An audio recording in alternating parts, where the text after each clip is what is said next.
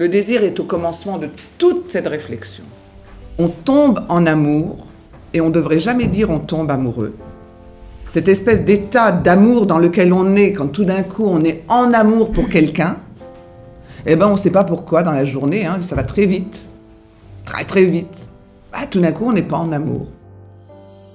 Être un bon amoureux, c'est faire les efforts qu'il faut pour que ça revienne. L'amour ne suffit pas à être un bon amoureux. Regardez les couples, vous voyez des gens avec des femmes, vous vous dites mais comment? Et pareil, vous voyez une fille magnifique et tout avec un type, quand je parle pas de celui qui a de l'argent, hein.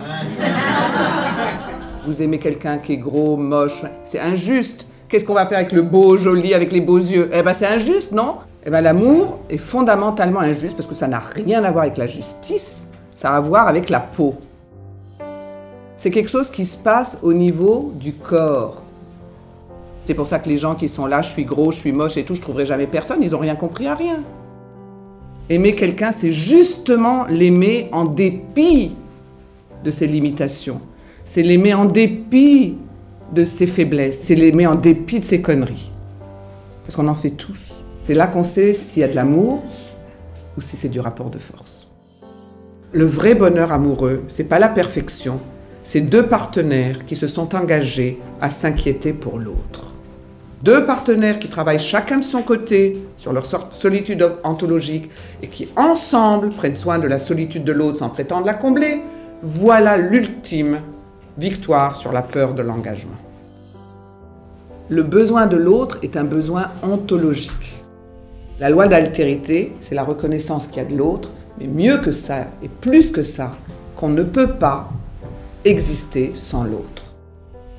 Même s'il y a encore beaucoup de marge pour élargir ma conscience, en tous les cas, le fait que j'accepte une spiritualité de la relation, dans la relation, et que j'accepte que la relation va devenir le test de réalité de ma spiritualité, forcément je commence le chemin de l'éveil de conscience à l'altérité.